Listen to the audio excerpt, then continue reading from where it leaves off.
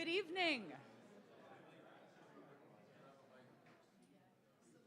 Yeah. On behalf of the Department of Architectural Science and the lecture committee specifically, we would like to welcome you all tonight to Kiel Moe's presentation. Before we begin, just want to have an acknowledgement of the land that we're standing on. Toronto is within the Dish with One Spoon territory. This is a treaty between the Mississaugas, the Hautesaunee, and the Anishinaabe people, where they made a pledge to share the land. And it's in this spirit that we'd like to share our space with you tonight, and we hope that you enjoy this presentation as much as I expect that we all will. Kiel is a registered practicing architect and the Gerald Sheff Chair of Architecture at McGill University. He was previously Associate Professor of Architecture and Energy in the Department of Architecture at Harvard University Graduate School of Design. Rather than delay with a long, tedious biography, he'd like to get right into his ideas. So without further ado, please welcome Kiel Moe. Thank you. Okay, thank you, and thank you, Cheryl, for inviting me. Yeah, maybe the light's a little bit lower. I'll be fine. Yeah. Yes, I was, happily reminded that this is a Department of Architectural Science, and there's really not two words I like more than architecture and science for what we do, and so I'm happy to be here in that respect. And I put together a brand new lecture. That's perfect. I put together a brand new lecture. I had a topic that I developed over the fall, and then just over this past weekend, after a seminar I had with my students at McGill last Friday, I decided to write an entirely new lecture. So I hope it goes well, and I hope you get it. Yeah, I mean, it's definitely designed to kind of provoke a discussion, so feel free to develop your questions and along the way. And it's called How to Frame a House. In law, literature, and film, to frame someone is to produce false evidence against them, such as that they appear guilty. In architecture, to frame a house is to assemble plates, joists, studs, and plywood such that a dwelling is structurally stable, encloses spaces and the occupation of people, and transfers loads in an appropriate way, as you know. Within the domain of sustainable design, though, the almost self-evident act of building, this framing of a house that I mentioned, merges these two definitions, though through a peculiar inversion. The framing of a sustainable house produces false evidence and frames a house on behalf of someone, but in such a way that they appear innocent. In other words, the particular way a sustainable house is physically and rhetorically framed today elides matters of practical and political significance. Take, for instance, the political and ecological implications of basic architectural operations such as enclosure and load transfer in such buildings. In the case of enclosure, the particular way that sustainable architects and building scientists frame the system boundaries of a building is of consequence. The definition of a system boundary is arguably the most fundamental procedure in any form of scientific analysis and sets up a number of path-determinant dependencies that are difficult to overcome once the analysis has begun. And just to remind you, there are three types of system boundaries from your middle school or high school physics. The first type, an isolated system, thermodynamic system, in which there's no exchange of matter and energy across the boundary. Isolated systems exist only conceptually, so as to help explain the other types of thermodynamic systems. The only possible isolated system is the universe itself, though I think most people tend to think of it as a multiverse today. But otherwise, none are known to exist. The second type of system boundary is a closed system, which allows for the exchange of energy, but not of matter. An example of this would be a perfectly sealed container of water, and if you applied heat to that container, the contents would be heated up, but no water would be leaving that perfectly sealed container. So that's a closed system. The third type is an open system in which there's a free exchange of matter and energy across that boundary with the surroundings. And buildings, cities, people, and all of architecture, urban design, et cetera, are all most certainly open thermodynamic systems. That is, they constantly exchange material and energy with their surroundings. A couple Nobel scientists, Eli Prigogine and Isabel Stengers, note in this regard, when we examine a biological cell or a city, not only are these systems open, but also they exist only because they are open. They feed on the flux of matter and energy coming to them from the outside world. They form an integral part of the world from which they draw sustenance, and they cannot be separated from the fluxes that they incessantly transform. The main issue here is that architects are trained to think of buildings as isolated and closed systems. The system boundary is assumed to be isomorphic with the building enclosure, the building envelope. And in sustainable design, again and again, I see the architecture enclosed as a building rather than a set of kind of planetary processes of urbanization and building. And this mistake in system boundary definition leads to the ecologically inexplicable preoccupation with airtight envelopes and ever more amounts of insulation and solar panels as possible, such is the current formula.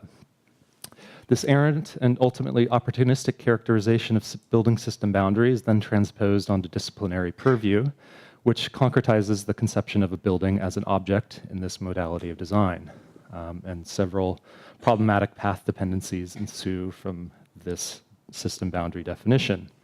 For instance, the framing and enclosure of a house as an object in turn leads to successive enabling fictions. I would describe them as false positives and false evidence related to boastful evidentiary claims about energy efficiency and net zero energy houses.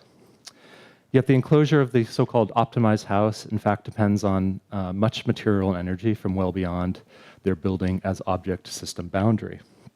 Consider, for instance, the geophysical material, energy, labor, land, and time, etc., that are inextricably attached to the insulation and solar panels in a building such as this, but as methodologically externalized from consideration and calculation in this framing, enable the designer to zero out a spreadsheet of fuel calculations.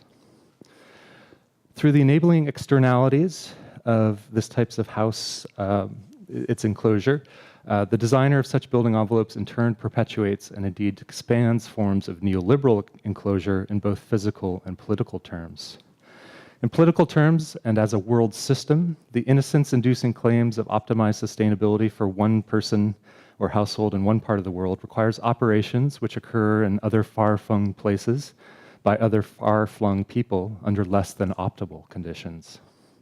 Moreover, these operations occur in ways that only perpetuate the less than optimal conditions for those far-flung people and places.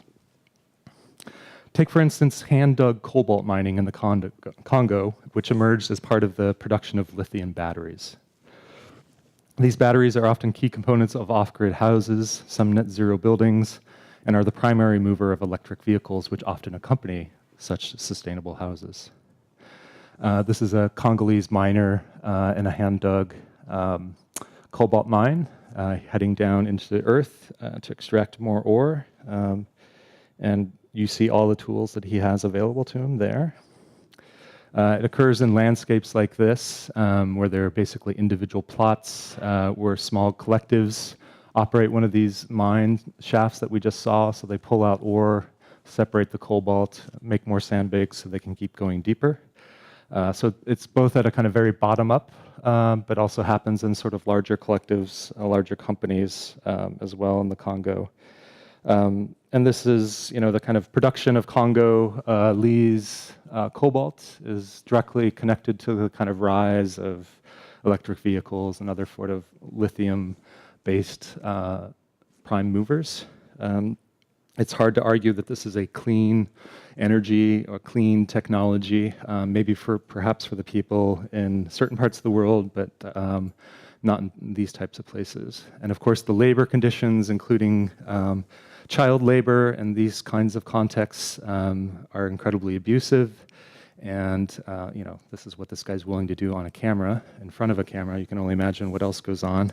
But of course, for women as well, the conditions related to this cobalt operation are pretty hard to watch. But this is the reality. It's impossible to think about lithium production or lithium batteries in our part of the world without, or by kind of separating this out somehow from what we do.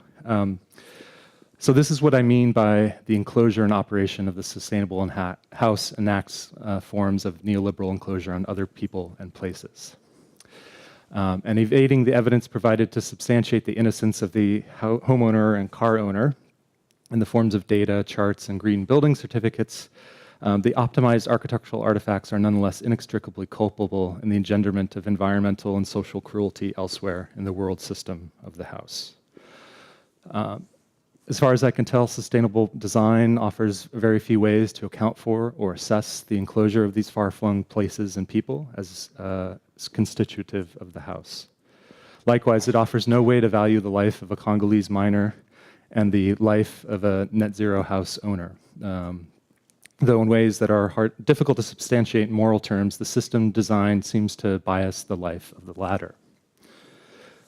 If we shift from the systems of social and political enclosure that are attached to the current approaches to architectural enclosure to questions about load transfer in the sustainable house, we see similar dynamics. Ironically, the physical configuration of the house's structural load transfer through joists, studs, and concrete are associated load paths, which ultimately couples the building to the earth through its foundation system, is curiously uncoupled in methodological terms from the configurations of environmental load transfer and displacement that form the biogeophysical foundation of the joist, studs, and the concrete used in that structure. This then is a second primary problem of a system boundary definition, which again construes the building envelope and its contents as the system boundary of the building. The omission of constitutive load, environmental load transfers reveals other pertinent methodological consequences. So I'd say a lot of architects and building scientists are focused on questions of energy analysis, various types of operational fuel analysis, basically, for buildings. And that's a very small portion of the thermodynamic reality attached to a building. Other forms of analysis have, of course, greatly expanded considerations and system boundaries related to buildings through lifecycle assessment and other methodologies. And that's great. But even LCA leaves out the biogeophysical resources necessary to produce raw materials outside of humans, right? In other words, in my mind, it's very hard to externalize the energy it takes to grow a tree from the wood that ends up in my buildings or how I use wood in my buildings. In the way that this life cycle accounting is conducted and the way it's framed, its system boundary definition treats in methodological terms the world as an infinite reserve of matter and energy, because it's not taking account of that energy flow. And this treatment of the world as an infinite reserve of matter and energy is fundamentally at odds with the framing of the house in rhetorical terms as sustainable. As such, the production of any building material requires geophysical loads and thus engenders processes of uneven exchange and environmental load displacement. In our sustainable house example, seemingly benign or clean objects and processes are accumulated and concentrated in one part of the world system of the house. It's enabling solar panels, smart building management systems, insulation, heat recovery units, etc., while the entropy necessary for the production of these putatively clean entities are displaced to other, much dirtier places of the world system, including the accumulation of greenhouse gases in the atmosphere, of course, or another example, the accumulation of plastic in oceanic garbage patches and in the guts of birds in Midway Island. But the externalization and transfer of these environmental loads through sustainable design procedures does not mean that they do not exist in reality, nor does it mean that they are no longer politically or ecologically attached to the design that specified them. So at this point, I think we can accordingly modify the definitions of framing that I offered at the outset of this talk. To frame someone is still to produce evidence, false evidence against them, such as that they appear guilty. But moreover, we must now further recognize that the impetus of this framing is the simulation of a state of false innocence for the framer. Regarding the architectural definition of to frame a house is still to assemble plates, joists, studs, and plywood such the house stands up in an appropriate way. But we can recognize now that the sustainable house is physically framed today and thus appropriates places and people and displaces loads in ways that are perhaps less than appropriate, given its putative innocence, as well as the more general environmental and social conundrums that confront design today. But we can also recognize now that, as such, to frame a sustainable house still merges the definitions offered through the same inversion that I offered at the outset, but in a way that maintains and actually expands the culpability of the first definition. So the work of sustainable design still produces false evidence and frames a house on behalf of a homeowner such that they appear innocent. But moreover, we can recognize that the physical, rhetorical, and methodological framing of the sustainable house simultaneously yields a state of false innocence for the parties enacting the framing as such. In this way, the good intentions of the designer, framer, and owner are all putatively maintained, regardless of deleterious social, ecological, planetary effects. The culpability of externalized forms of enclosure and environmental load displacement necessary for the production of the sustainable house are never negated in this particular type of house framing. And if you have any doubt about the persistence of these loads, just ask the Congolese miner or the albatross birds of the Pacific. So how sustainable design frames a house and accordingly produces attendant evidence requires an expanded set of considerations today, in my view. Other than on their own terms, established procedures, which I understand and I respect, such as energy simulation or life cycle assessment, are no more adequate than they are innocent in how houses are framed today. The neoliberal success and environmental failures of sustainable design hinges on errant system boundary definitions, which are the basis of its many false positives and the core of its false positivism. It's not that these micro-localized methods of isolated efficiency optimizations are wrong. What is wrong in my mind is to methodologically isolate them from worldly dynamics and thus conceal how optimizations in one part of the world come at the price, literally, of another part of the world, since these operative unequal exchanges and forms of uneven development can only be enacted through the violent abstractions of money. And this is the daily chart, daily price of cobalt in these mines in the Congo. The political and ecological implications of a house's world system boundaries needs to be understood and construed otherwise today, in more valid ways that better align with the scientific and social realities of the world.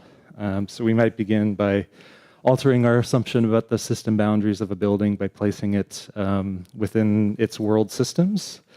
Or we might start with more immediately with our body and understand all of the many system boundaries between us and in this room, or a particular building component like a 2x4 relative to its necessary and enabling system boundaries. Or we might even look at these in terms of temporal system boundaries as well, in terms of how objects or architectural components fit into much larger material and energy dynamics of civilization itself. So it's both a spatial and temporal and physical question. In my mind, the only methodology that frames this adequately is an energy methodology. We could talk about energy maybe a little bit later, about how I use it these days, but it's the only one that includes all of those biogeophysical inputs into the mode of analysis, into its system boundary definitions, and I think is a very useful tool for starting to understand how do you connect a Congolese miner to a solar panel or to a battery in a house. At this point, I think it's useful to place the system boundary definition, which is otherwise just been construed as an architectural question, building science question so far, in the context of Latour, and we've never been modern. In this sense, the sustainable house is still very much framed as a modern house. That is, the way in which sustainable design frames its own methods and procedures is anachronistically maintains a separation of the natural and social spheres of the world. That is, these two domains emphatically mix, however, as well documented, and this is the most environmental theory today is focused on how humans and non-humans mix, etc. But the proliferation of the resulting hybrids regarding how the natural and the social mix in our world, these works of translation, these hybrids that Latour will speak about, how that's been sort of translated and expanded is great. There's a lot to learn from some of these authors, I believe.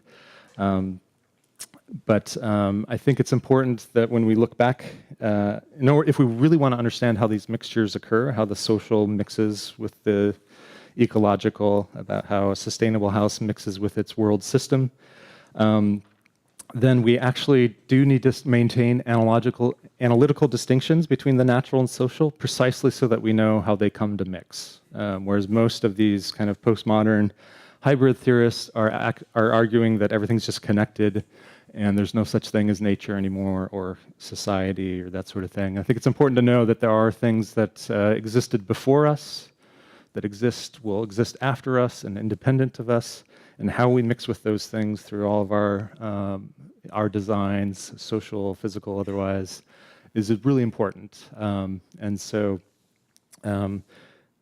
We need to know much more precisely how these things are mixing. So exactly to what degree is the ecological mixing with social systems. This requires a very specific type of theoretical framework that I won't go into deeply. But I think we need still a very clear respect and understanding of how natural systems work relative to human systems. So we need to maintain this analytical distinction so that we do come to understand how these things are mixing in our world, especially through design, through building science. This will result in what I would call better, more ideal mixtures of terrestrial things, like people, how we mix with geology, how we mix with the atmosphere, etc. I think those relationships need to become much more ambitious. It's not about minimizing our impact on these systems. It's about maximizing our understanding and engagement with those systems. At least that's the ecological sort of view. But I think this is going to, if we wanted to do that, let's say, if we wanted to understand how the social and the ecological mix, if we want to reconsider our system boundaries of what we think architecture is as modernists, etc., this is going to require a new interpretation of what we even think architecture is, what it does, and what it could be doing in this century. At least this is my recent experience at Harvard, is that there's like this fake debate between so-called formalists who are interested in autonomy and base their whole careers and dossiers on ideas of autonomy. And then there's, in their minds, there's these other people called building scientists, many of whom are interested in net zero, et cetera, different articulations of autarky, of kind of independent, self-sustaining systems, et cetera. I think this has been like a very long, multi-decade fake debate that I don't see as very productive. I think it's a very recidivist sort of conversation that has been dominating both, I think, pedagogy and school. So against this way that architecture has framed, and architecture itself has been framed, right? And I mean that both in the kind of physical, rhetorical, and people are guilty sense, that a more simple and direct task of the project of architecture today is just to simply stack up the production of valid terrestrial evidence, and I mean that in the absolutely social and ecological sense of the term, such that we neither appear innocent or guilty today, but rather only appear as constantly exhibiting solidarity through design with other people, other places, and other terrestrial processes in the world. And I think that, like when I say stacking up, I mean quite literally. We need a different type of evidence. We can talk about that. So ways, that's a kind of, I don't know, that's how I would frame a house today. And ways that I'm applying that type of thinking, both in research and practice, I'll try and give you an example of each.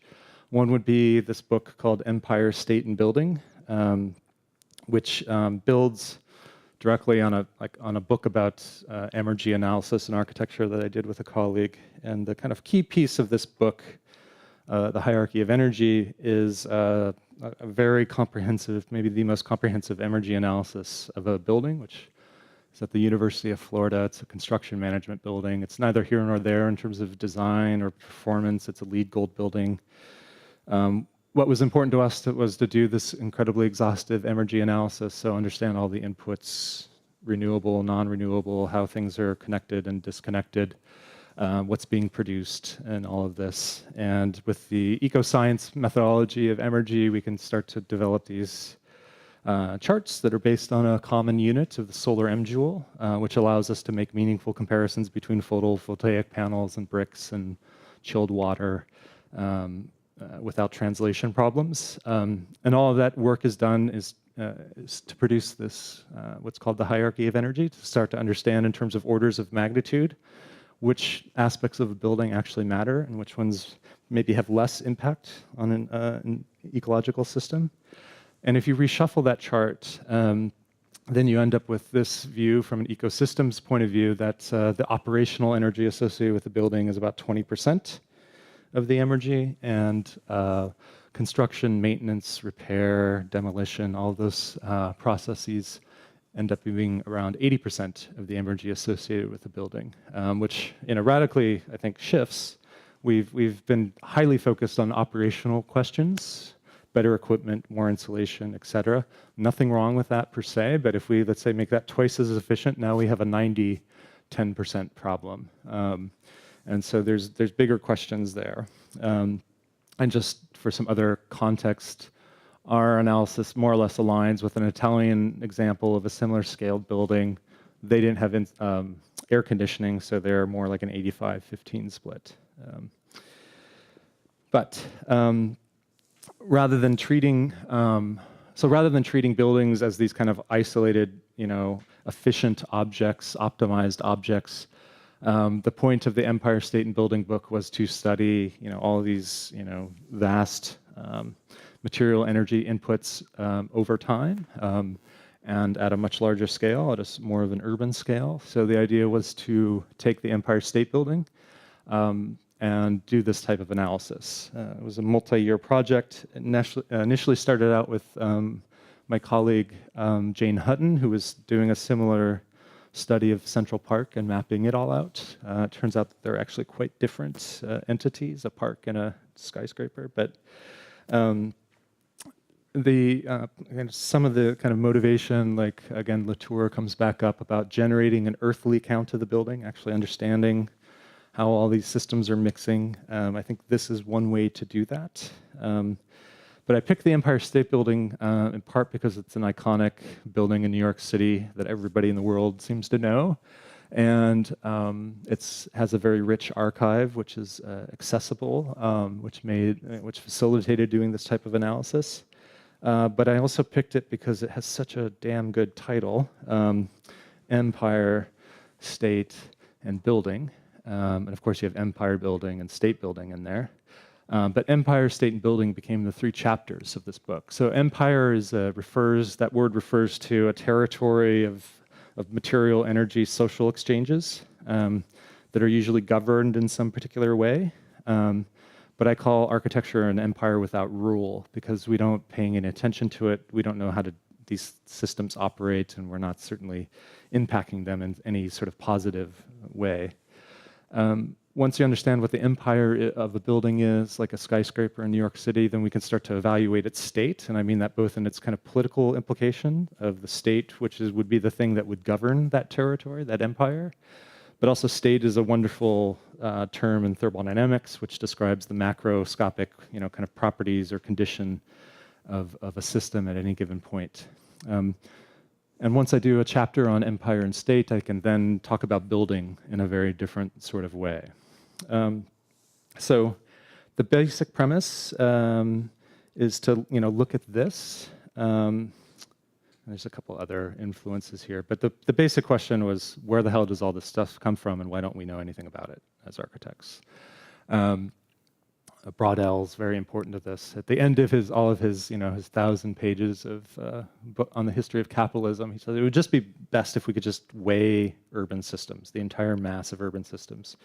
And I just take this very literally, and I just weigh all the buildings and types of building that occurred from a farmhouse in 1799 to some masonry row houses in the mid-19th century, to the original Waldorf Astoria Hotel that appeared around the turn of the century, and then, of course, the Empire State Building itself. So on one level, it's just a kind of urban morphology project of tracking what has occurred on one plot of land, or plotting what happened on one plot of land over the last 200 years, and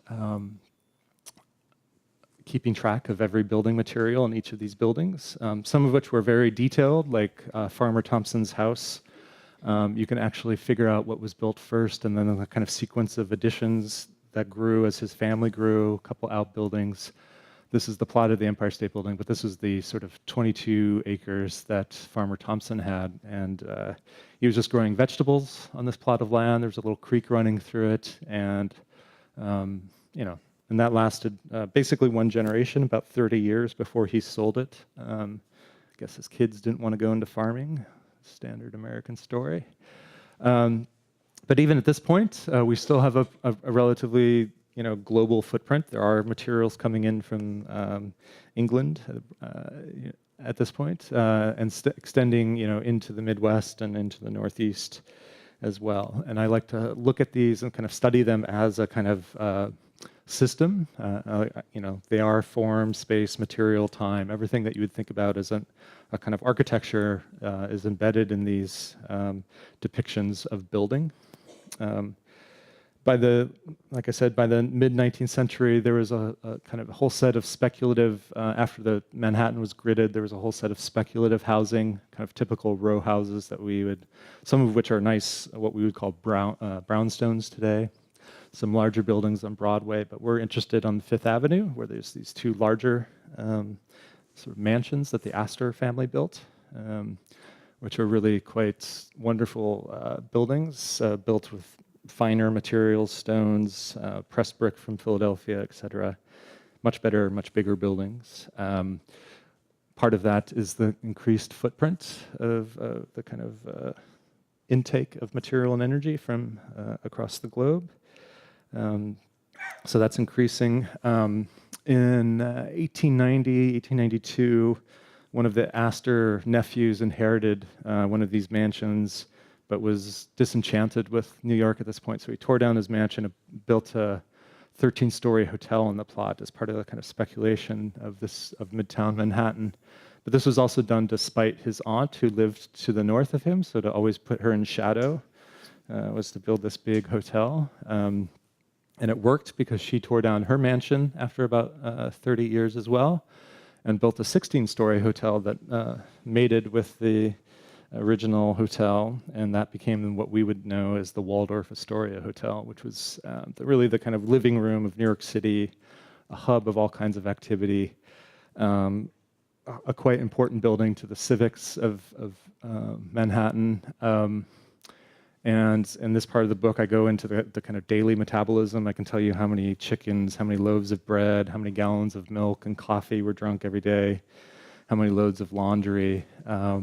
The building was under constant renovation. There was always a room being reconfigured and redecorated. And so there was a kind of amazing metabolism for this building. And of course, its intake of material, increasingly global, stones from kind of far-flung places, finding their way to Midtown Manhattan. And again, after about 35 years, the farm was 35 years, the row houses was about 35 years. 35 years after the construction of the Waldorf Astoria Hotel, Jacob and Roskop went up to the roof to announce the demolition of this building, and I love the way in which they're performing the stupidity of this act by taking a wood saw up to saw down a stone building. But nonetheless, the next morning, dump trucks drove into the lobby and they started tearing this thing apart.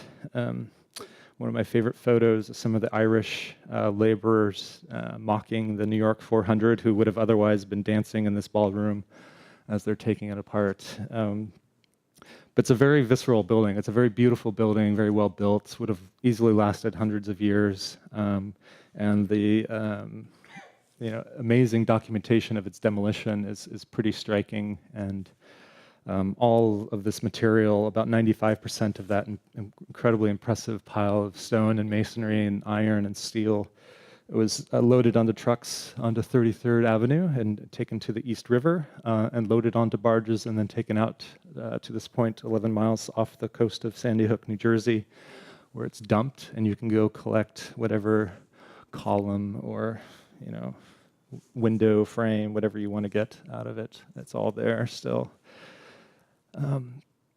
Of course, all this makes way for the Empire State Building itself, which had this even larger footprint. This is still only 1929. Of course, a contemporary building would be even more mad in terms of its world systems. But the velocity of the Empire State Building's construction is pretty compelling. Like the construction workers reported that the steel was still sometimes warm when it arrived on the site from the mills in Pittsburgh. So it gives you a sense how quickly things were developed and how they arrived on site. Velocity is also part of its detailing. The kind of vertical striations of the building are mostly about construction velocity. So it's these kind of racing stripes that, and the wall was built from the outside in. So they installed these nickel plates and then stone and then built up a masonry substrate to the stone. So it's opposite of how we might normally think of a wall. But it's all about, again, the kind of speed of construction in this case. Here's the Empire State and Building of the Empire State and Building. And so once I've documented all of these forms of construction over the last 200 years, then I start to do some of the state analysis, including, in honor of Braudel, just simply weighing every building. The farmhouses, the row houses, the hotel, and the Empire State Building. And it's interesting, isn't it, that the Waldorf Astoria weighs the same as the Empire State Building, that we've basically figured out some way of putting more air and more people into the same mass of material. That's very much connected to the kind of ecological efficacy of the Empire State Building relative to the Waldorf Astoria Hotel. So basically the farm, in the end on that lower graph, the farm and the Empire State Building have about the same ecological efficacy, whereas the row houses and hotel are a whole order of magnitude lower, basically because of how many people are using it. So I was using a kind of macroeconomic way of thinking about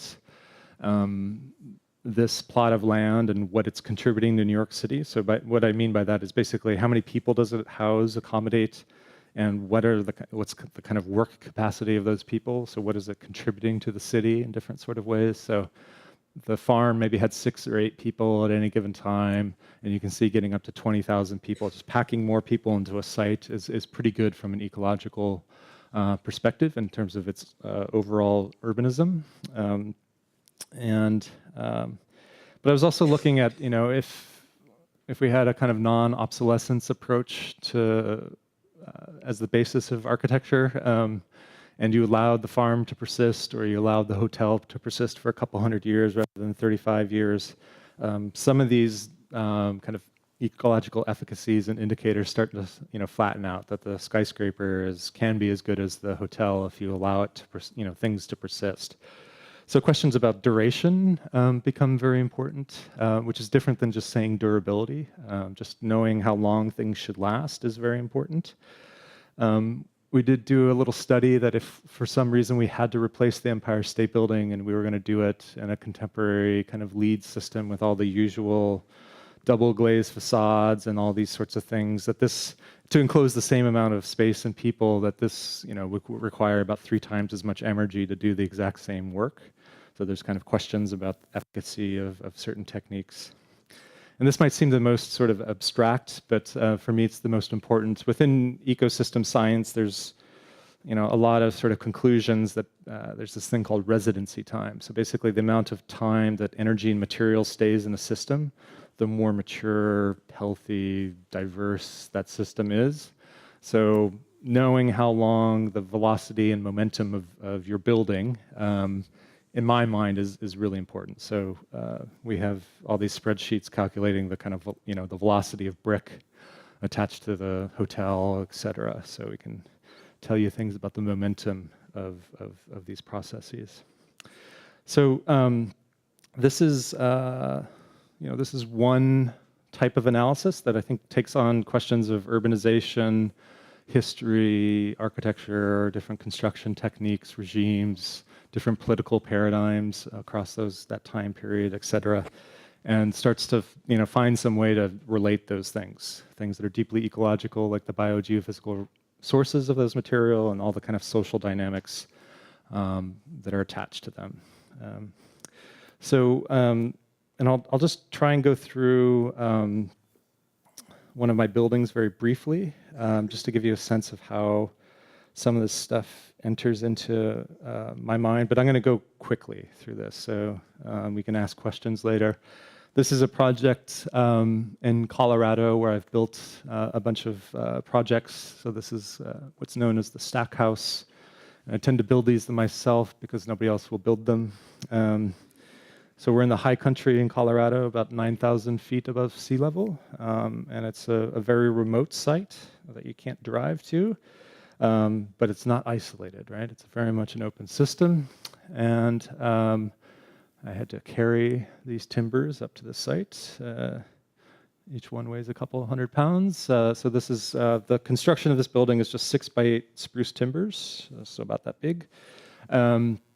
And that's the structure, that's the enclosure. It's what architects call insulation. It's the finished materials, everything. It's just one material system for these two walls and then the horizontal floor.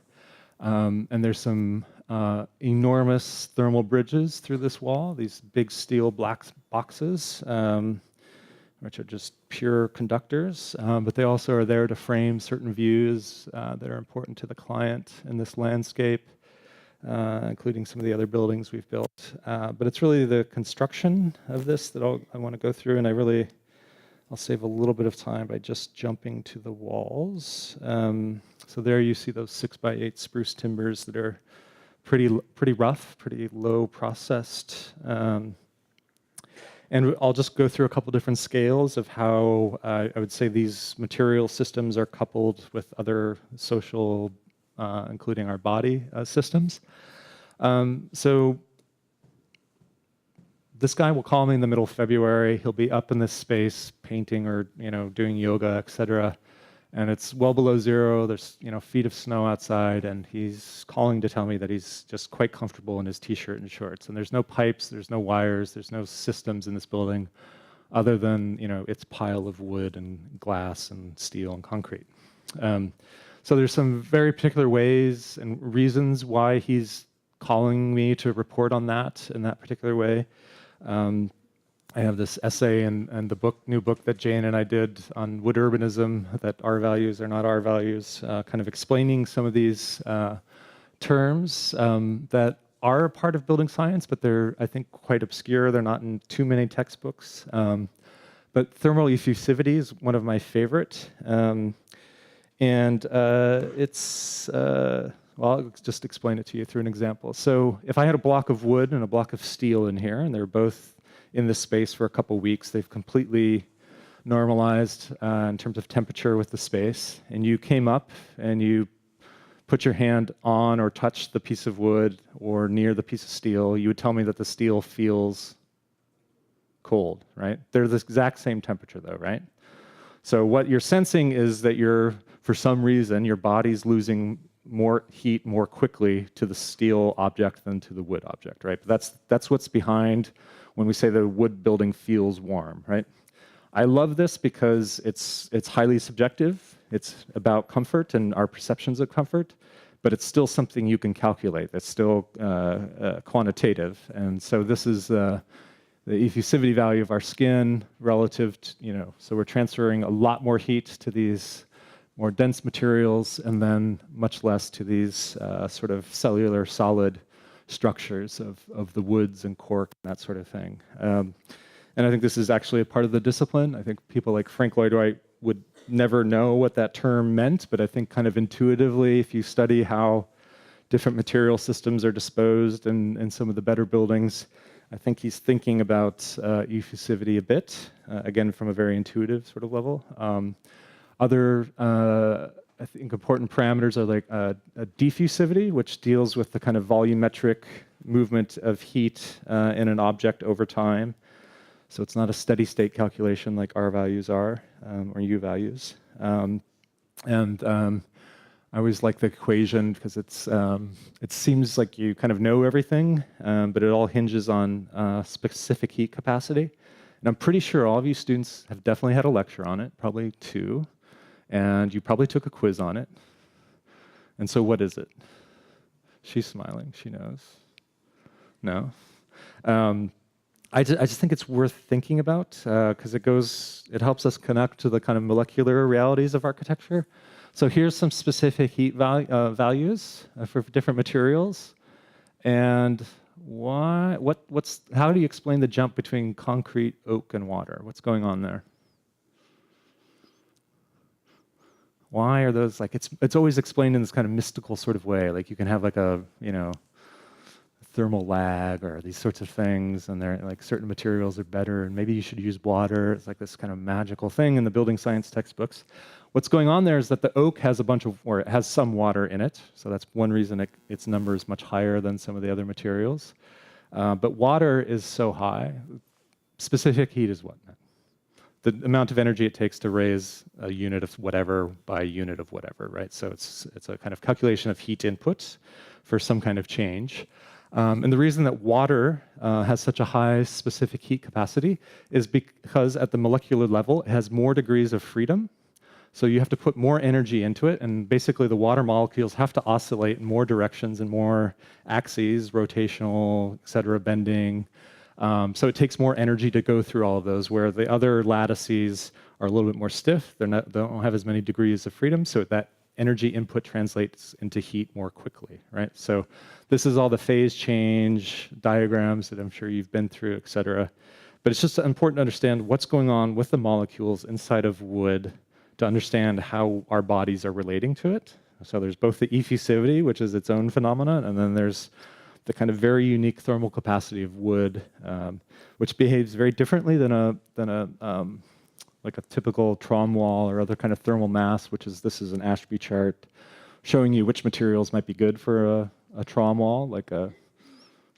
This chart tells you that actually titanium would make a very good trom wall. Never seen one. But typically we'd be in the kind of concretes, the stones, the more dense materials. I'm not thinking about this as a trom wall. I want to have a lower conductivity. I want to have a lower diffusivity. So the wood is very good in that sense. But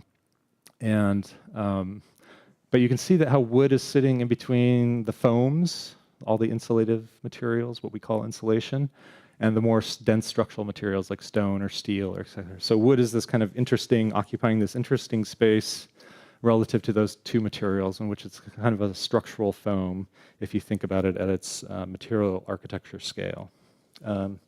Anyway, so the diffusivity is tracking how that heat energy is being moves and is stored and is re-radiated through the particular architecture of wood, which results in various penetration depths of that heat. So there's some very simple ways to sort of scale solid wood assemblies relative to this without a great deal of calculation, although at McGill, Sal and I are working on, especially Sal's working on some amazing approaches to thinking about mass timber and thermal performance. If we zoom out a little bit to the kind of regional scale of this little building, and I'll go through this pretty quickly. What I'm doing is I'll just kind of track all the solar inputs. This is what this energy methodology does, how things get concentrated, the transformation steps that they go through to, let's say, become a building. But also what's really important about the energy feedback that I think is unique in terms of ecological and energy analysis is the really important role of feedback. So how material cycles back, energy, information cycles back into the system to make it more powerful. That's something that we have completely forgotten as moderns. So if I built these walls in the way that I was taught and trained, I would build them out of lumber and plywood and this multi-layered approach to construction that we've inherited from modern architecture, and I've built many buildings this way. But of course, once you get into its world system of production, there's all kinds of questionable, do you need kilns, et cetera, for this? But in this case, just looking at embodied energy analysis, it's 43,000 of whatever, has a particular material geography that I would describe as vulgar, because it's not adding anything to the architecture, but it's inextricable from the architecture. The stack approach that we used, again, these spruce logs, which are all beetle kills, so these are all dead trees from climate change processes in the high country. They're harvested in the same valley, they're air dried in this desert-like valley. They're milled in this antique mill that's very low sort of energy, but has been in use for a very long time. So this ends up with a much lower embodied energy and a very different material geography. And I mean that like in the kind of economic sense of like money staying in a certain region, social, cultural exchanges in this region, et cetera. We could scale up again to maybe the questions about kind of global carbon cycles. So, as as all over the newspapers and magazines today, that the wood has this capacity, of course, as it's printing itself out of the air, to capture carbon from the air and sort of lock it into its material architecture. And that if we capture this in the context of a building, but if we subtract out all the other carbon costs for processing the wood, all the other wood components, glass, steel, concrete, et cetera, for this building, all of those costs are about 9,000 kilograms of carbon, and this has almost the same amount left over. So it sequestered twice as much carbon as it took to make it. And maybe that's interesting for some people. But I've always been very uncomfortable with these carbon equivalent numbers. So more recently, we've been comparing this, and we've added CLT to the comparison for this building, a 5-ply, which is about the same thickness as the stack wall. And comparing these systems again using an emergy and carbon analysis, but very rigorous in terms of like the Empire State Building, tracking exactly what the kind of transportation routes would be and everything like that. I won't go through all of these charts, but you can see the air-dried stacked approach, and almost all of these categories seems to make much more sense from an ecosystem point of view in terms of its transportation, its renewable, non-renewable coefficients, et cetera, its material geographies, et cetera.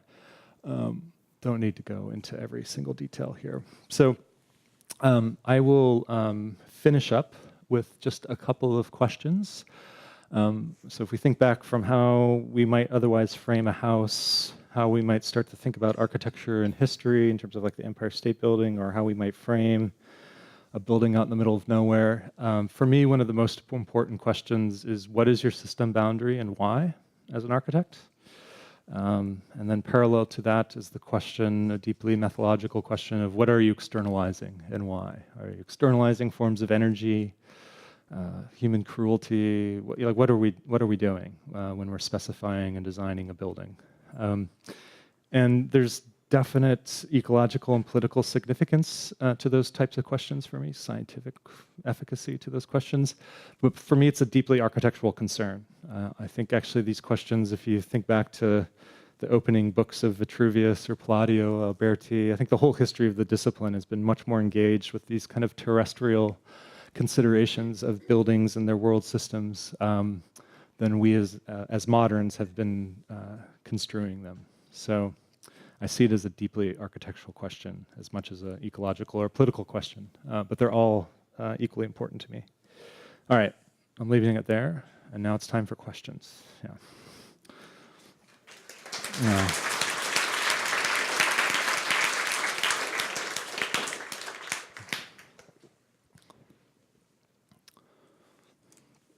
I think we're supposed to use this. Yeah. There you go.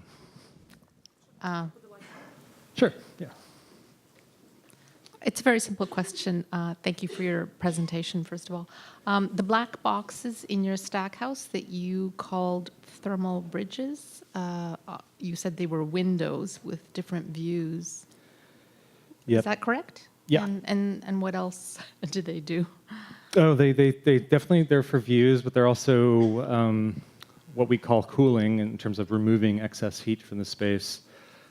This building's facing due south, and so it's perpendicular to the river, and in this kind of mountain climate, breezes go up and down parallel to the river, and they flip afternoon and evening. So this is also just, it's a way of exhausting, cross-ventilating the building through these boxes. But they're mostly there for the views. I think I took out, they have these cool little doors that have like chalkboard, slate surface on the inside, and he's always writing these poems and stuff in there.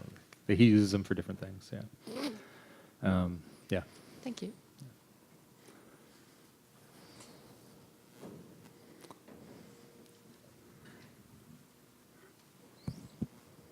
Hello. Hello. Thank you for the lecture. It was really great, very informative. I really enjoyed the part where you began to talk a bit more about the temporal aspect, especially talking about the Empire State Building and the lifespan of something like the Waldorf Astoria compared to the actual Empire State Building. And I was wondering if you could speak a bit to more how to bring the end-of-life strategy for a building into the architectural discussion. Because if we're talking about sustainability, then you have to start talking about, well, where is the building going to go after it decays? What are we putting back into the ecosystem? Sure. So I'm going to give you a couple different answers to that. So the first one is what I mentioned about duration. So we should be designing things that I would say fit their cycle, right? So some kind of cycle fitting, maybe, which would be that maybe some buildings ought to last a couple thousand years, and maybe some last, 2 months or something like that. But right now we're kind of doing the worst thing, which is pretending that they're going to last for like 300 years. We know they're going to last basically the length of a mortgage or a land lease, or the length of a chemistry research paradigm or something like that, right? Like they have basically, let's just call it a 50-year, 65. For this study, we were using 65-year cycles for that project in the University of Florida. So we need to be much more smart about that, and I think that's a lot of that is just architecture through and through. So the studios that I teach, they usually don't have a program. They're usually specifically generic. So they're like, the students have to design, show me what it looks like when it's a library, when it's student housing, when it's a gallery. Like how do we start to bake in different uses?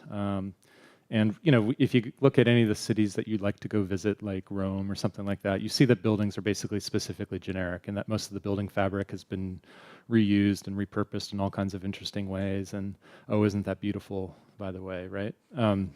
So I think there's a kind of architectural component to that, which has to do with certain dimensions work better for multiple things than others, certain material systems, slightly oversizing structure so that it accommodates different loads and stuff like that. So there's some really basic things, certain dimensions that are good for natural, for daylighting and for, some sense of cross ventilation or for buoyancy ventilation, et cetera. Like these are really basic things, but I think like if that was the core of the discipline, our cities would look totally different and would have a completely different ecological reality. So that's one question, and one way that I present that to students in terms of a series of bridges that I analyze. One of which is the Ponte Fabricio in Rome, which is a 2,000-year-old, 200-foot-long bridge, pedestrian bridge, and I compare that to a bridge that my brother's ex-wife designed in Denver, Colorado. That's a 200-foot-long pedestrian steel bridge, of course, which is only going to last about 20 years in the U.S. given its infrastructure investments. So like, just what are the different dynamics of that? And I contrast that with like an Incan rope bridge, which is, woven every summer together with grass, basically. They have a big party and they make another bridge, they cut the old one down, but that's designed to last exactly 1 year, and then they, just dump it into the river, it's fine, right? So that's, so understanding these kinds of durations really matters. I'm less interested maybe in some of the questions about disassembly or these sorts of things, because again, it gets back to that what I said about residency time. The longer these things stay, and if you can divide something by 100 generations versus 2 generations or 50 generations, then we can almost do whatever we want relative to these things, right? So I understand, and I'm sympathetic to the kind of design for disassembly thing, but I think and if you think about it, it's a kind of a pessimistic viewpoint to take. Like, your building's going to fail, so like the design has failed, so it needs to be taken apart, right? But I think, let's just say that maybe we have plenty of good examples of specifically generic buildings that persist for all kinds of interesting reasons. So that's kind of a long answer, but necessary for your question. Yeah, thank you. That answers it very well. Thank you. Thank you. What about this side? Jen's got one, yeah.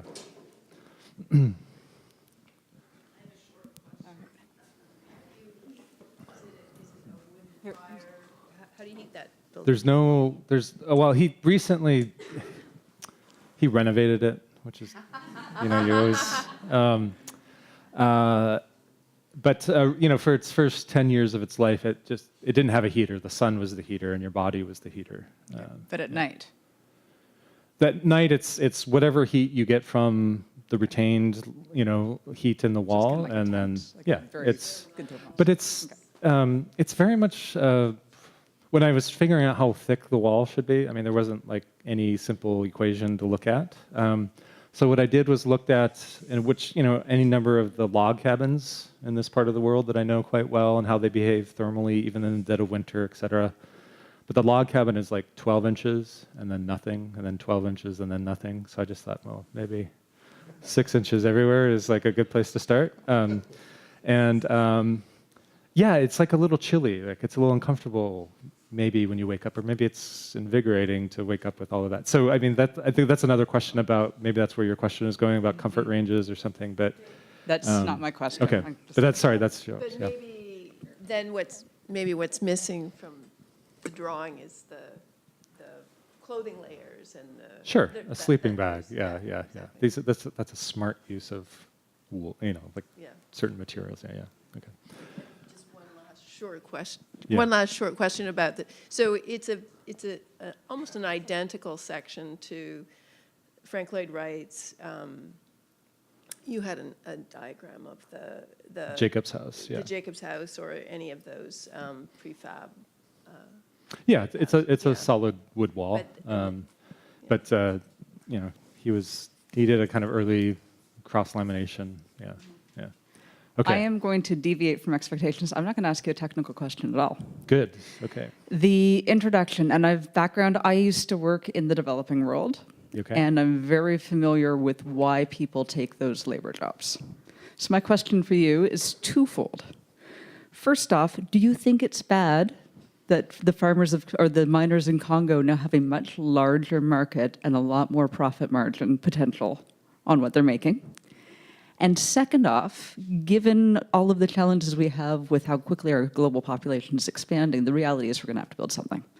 And considering what the climate models look like for sub-Saharan Africa, basically becoming Saharan Africa, do you think that there's any rational reason that we shouldn't be using every possible method at our disposal to try and avoid catastrophic climate change? All right, so there's like a lot of layers to that question. First of all, I would, the first part of your question was trying to construe this as a form of development, that they're better off, that they have more income, revenue, and I et cetera. recognize Yeah. that government is corrupt as hell and it's not trickling down. Yeah. But that's quite very much the point of my response would be that this is, in world systems analysis, known as a type of undevelopment. That this is a way of extracting real wealth from a context. And it's inevitable. We can see it in the Amazon, we can see it in Chile, we can see it in the Congo, we can see it in any number of these places, that as these processes of extraction occur, political regimes, economic structures, of course land structures are in place, that this place, it's kind of condemned for its like next, you know, hundreds of years, right? So it's not about form of development. Yes, there might be some more money moving around for a short period of time, but after that money's gone and we need to move on to the next place, then it's very hard to, get your country back together, let's say. As a form of undevelopment, I would say it has its own sort of questions, right?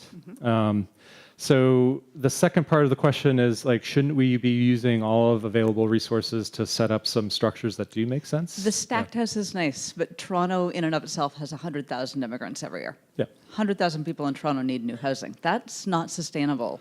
Here, because we don't have the access to the wood, we don't have that, we're going to have to build it out of something. Yeah, this is almost why I don't share the stack house with people, because they immediately try and assume that like all cities are like, No, that's what I'm proposing. But the question I'm proposing is, it how as can a you type apply of. this?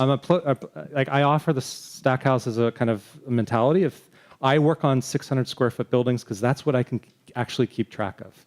I'm now doing a 6,000 square foot building where we're trying to keep track of everything, I would say, in a responsible sort of way. And it's like almost impossible to do, and it's just that one order of magnitude, right?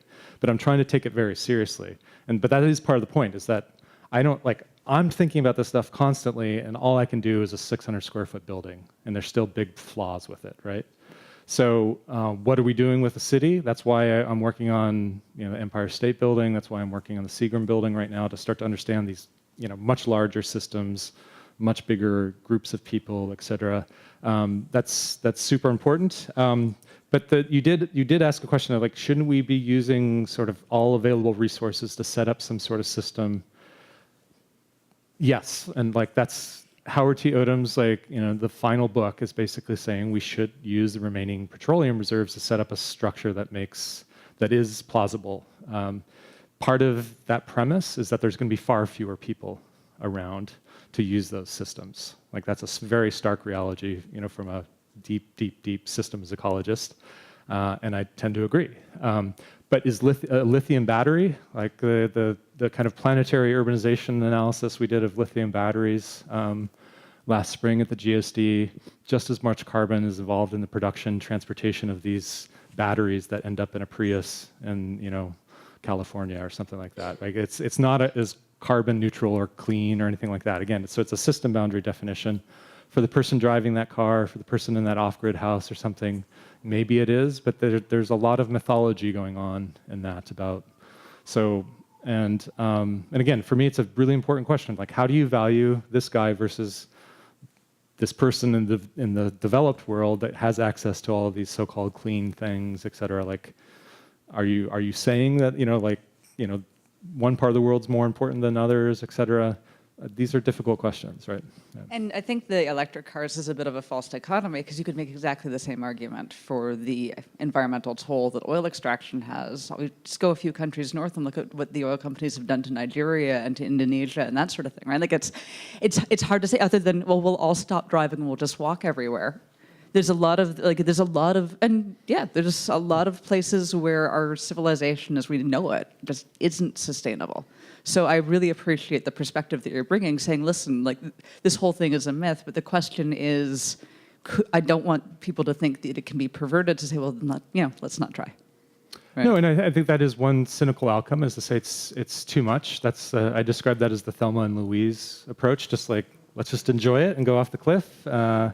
And a very dramatic flourish.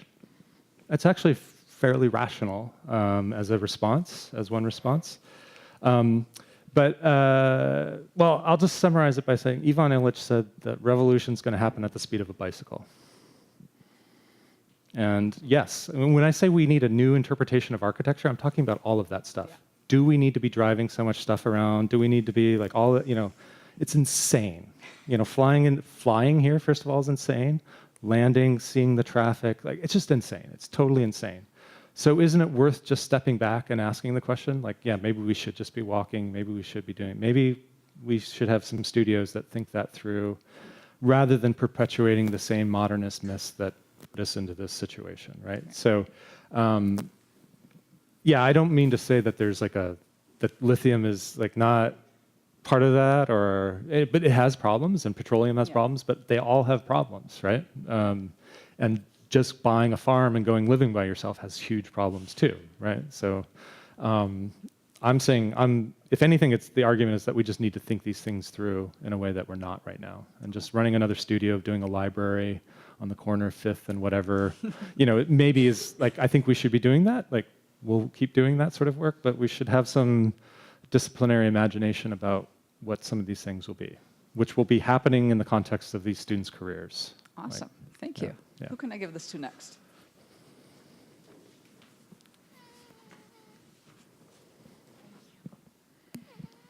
Thanks so much for the great presentation. I just wanted to ask a question regarding the existing buildings that we have. If you want to consider this sort of energy framework and energy hierarchy that you presented, which can be implemented as the example that you showed us, how can we address that in the existing buildings that are kind of designed in the last century with, you know, all these different layers and all these different HVAC systems? How can we address that now if we want to make them more comfortable as they become less comfortable as they age? You know, the solution is just, you know, adding more layers or adding more systems. How do you see that happening with a more fundamental change? Yeah, so there's some of these stats running around, and I don't even know how they make up these stats, but let's just say in the course of your career as somebody involved in the building industry, architect, whatever, the understanding is that 50 years from now, that half of the buildings that are going to exist at that point already exist, right? So what they're saying with that kind of information is that a lot of your career potentially is dealing with existing buildings, right? Rehabbing envelopes mainly, rehabbing HVA systems, et cetera. And so again, like the kind of imaginaries about future scenarios, near future scenarios, I think a lot of our studios should be focused on basically envelope renovations, right? And what do you do in these kinds of sometimes even toxic systems that were used? It's a huge question in terms of these types of buildings. I mean, I have a certain bias in terms of I think fewer systems that we know better is a better starting point, rather than having 6 or 10 or 16 layers in your wall that you know nothing about, that you're just implementing. You're downloading crap into Revit, and you're a personal shopper for all of these clients and industries. So for me and my students, it's like, let's, if you can do it in 1 layer or 2 layers or 3 layers and know everything about that, from the molecular to the territorial, because that's often the response to some of this kind of like, how can I possibly keep track of all the stuff in my building? It's like, well, because you have way too much junk in your building. And so we need to have much less, but know much more about it. So that would be the start of, some of these questions. But from an ecosystems point of view, we have to understand that these buildings are a huge stock, a huge pile of matter and energy. And if we can't figure out how to use that in a smart way, we have no business tearing it down and bringing in another dumb pile, because we're too dumb to recognize what's already there, right? So clever strategies for how you edit these buildings is huge. And, even, I don't know, theses, that sort of thing. I think that those are really rich topics that maybe even a lot of studio pedagogies aren't bringing in, but I think it is going to define a big chunk of your career. So it's a great question. Thank you. Yeah. Who should I give this to? It just keeps moving this way. Yeah, one up front here. I have a question. It's one is. Can I ask you to pause just because we're recording this? Oh, okay, thank you. maybe- Thank you. I've got two questions, or the questions in 2 parts, and one is directed at you. And having looked at the books that you've been writing over the past few years, and your work at Harvard, what did the move to McGill, or what does the move to McGill and/or Canada do for you? And B, given that this I'm looking for a good word, a doctrine that you're trying to promote, and I'm saying that not in an insulting way. Can you report on maybe a couple of people who have come out of your research classes teaching who are doing really interesting things. Sure. Okay. So, like, speaking to the, are you making any inroads inside the system? I think so. Some of these, some of the students are going on to teach in other places, which I think is one part of that, what you're hinting at, I think, about how this gets disseminated. But in terms of some practicing students, still one of my favorite students, Aranota, graduated, with both a design MArch2 from the GSD and a research degree in the MDes program that I was running. And she was a brilliant designer, brilliant researcher. She could work anywhere, any design office, whatever. She graduated and made the decision to move to LA to work for AECOM, the biggest architecture engineering company in the world, and become a spec writer, and a spec writer for their concrete. Because she knew that if you design the flow of sand in this Pacific Rim, that you're going to have all kinds of huge ecological and political impacts, right? So that was her project as an architect, right? Like graduating from Harvard was to go do that. So that's a kind of favorite example of somebody going out and I think creating a new type of practice. And no matter what you think, like the question about envelopes, whatever, this is all about, like, you guys need a different type of agency. You need a different definition of practice. It's going to be very different. So going out and becoming a supply chain designer is just as valid as becoming an envelope retrofit person as compared to the person who designed Villa Savoy or whatever heroes and canons that we might throw at you that may or may not make any sense for this century. So I think there are some students that are going out and doing, things in and outside of architecture that are very related to this. To answer the first part of the question, the move to McGill was to expand on this. They hired both Sal and I at the same time to do this, and we're bringing in other people to really focus on these sorts of questions, from the molecular to the territorial buildings, as thermodynamic systems building, as world systems. Sal's breathing wall is, few inches of wood with holes in a very carefully displaced way. Beats Passive House, one layer of material. It's beautiful. But just the math alone is just a masterpiece. So it's at McGill, we'll be building facilities to start testing all this stuff and really getting it going from the kind of material science to the ecology and political ecologies, at the Quebec level and beyond. We're launching, a very interesting project for all of these things. About rurality, about designing, I'd say, at a sort of very meaningful scale of the peninsula, of understanding their forestry, agriculture, and how people can actually start to live in this context. And these are all things I could not do in the US. Part of what I'm saying by that is that there's a much more sane political framework here, research framework. I think even I could say a different type of student walking in the door with a different level of consciousness. So heading to McGill was loaded in many different ways. But work that I want to be doing and I need to be doing, and I think could only really be done in that context. After talking to like almost every school about what's happening and what they want to be doing, the U.S. schools it's just silly what they're doing. The little debates they're having and whatever. It's crazy. So I think Canada is a much more serious place to do this work, where I think it can start to have much bigger of an impact at a sort of national level.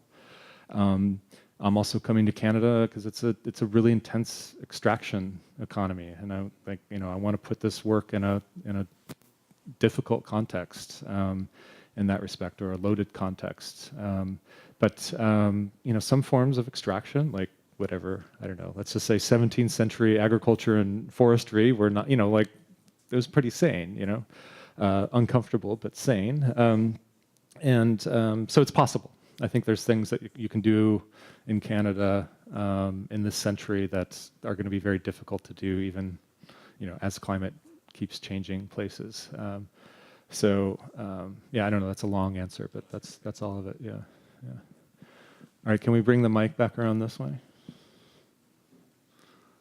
or back that way? Let's do one more. a student. Yeah. He's got another one. He gets an A. Yeah. Oh, cool. I don't even go here. What's that? I don't even go here.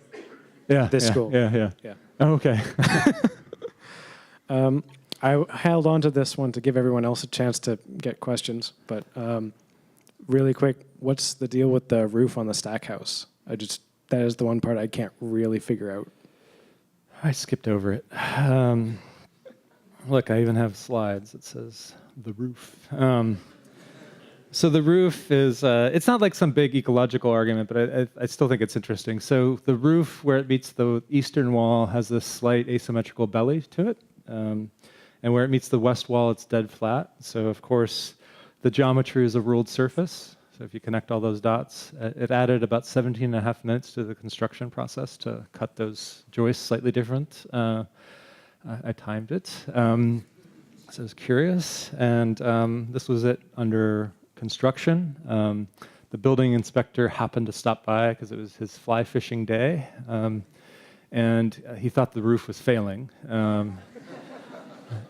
And I assured him that it was okay.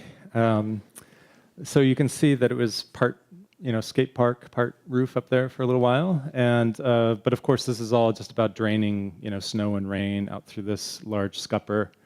And but it also has some acoustics. There's some performances that go on inside the space. But when you walk in, you can't really see that asymmetrical belly. It's barely perceptible. If you haven't seen it before, you can't really see it. And then when you get up to the top, it looks, like the belly of a ship or something like that. That does bounce light around in that space a little bit. It bounces some sound around. There's, various acoustic performances that happen in this building, including his grandkids did a production of Mamma Mia when it was like finished construction. And so there are some kind of performative aspects of it. But that's what shaped its particular geometry, was sort of forces on the inside and outside of those two surfaces. It's also just like, pretty. And architecture is definitely pretty sometimes, as it's doing all these other things. Yeah. Anything else? I can stick around if there's any of the shy. Or was that a half a hand going up? Yeah, you should ask it. You should ask it. I'm here. I flew here. Thank you so much for the lecture. I have a question about scale. You mentioned that working on a 6,000 square feet project, you're finding it hard to keep track of this energy approach. And bringing in the question of bigness and the way we build in our cities and the towers that we build, at what point do you think we should start thinking about either changing the scale of the things that we build or changing approach and figuring out a way to expand on this approach that you've presented? And yeah, what's the question of scale there? Okay.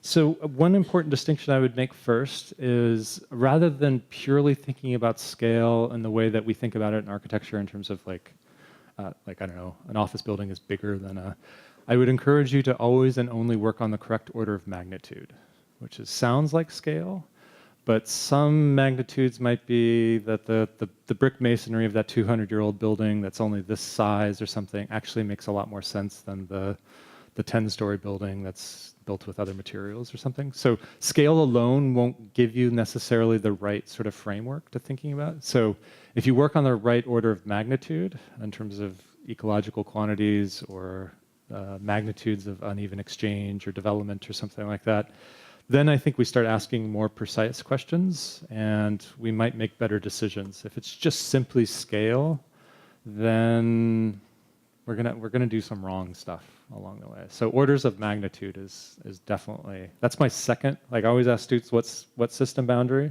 and then I ask them what orders of magnitude. And if they don't know those things, then they need to go back and do some work before we have our conversation, because I can't even really have the conversation until I know really the orders of magnitude. And that's really how I use this energy methodology at this point, is really just to establish the orders of magnitude, so that hierarchy of energy. So which things matter in a system. I'm currently working on the Seagram building and doing this big analysis of that, and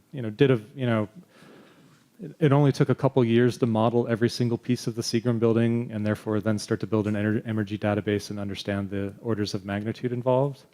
But I can tell you, and in terms of as an example of orders of magnitude, the steel and concrete are definitely the biggest mass of that building and have a big energy chunk.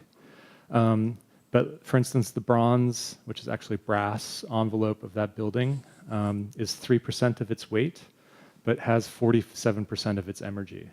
So if I went simply by scale and by mass, I literally wouldn't look at half of the ecology of that building, right? So that's why the orders of magnitude is so important, that distinction. Yeah, great. Okay, I'll stick around if there's any shy people who want to talk in private. I'll be up here for a little bit. Otherwise, thank you for your time. Thank you for your attention. And I look forward to working with you as Canadians more. Thank you for bringing me here.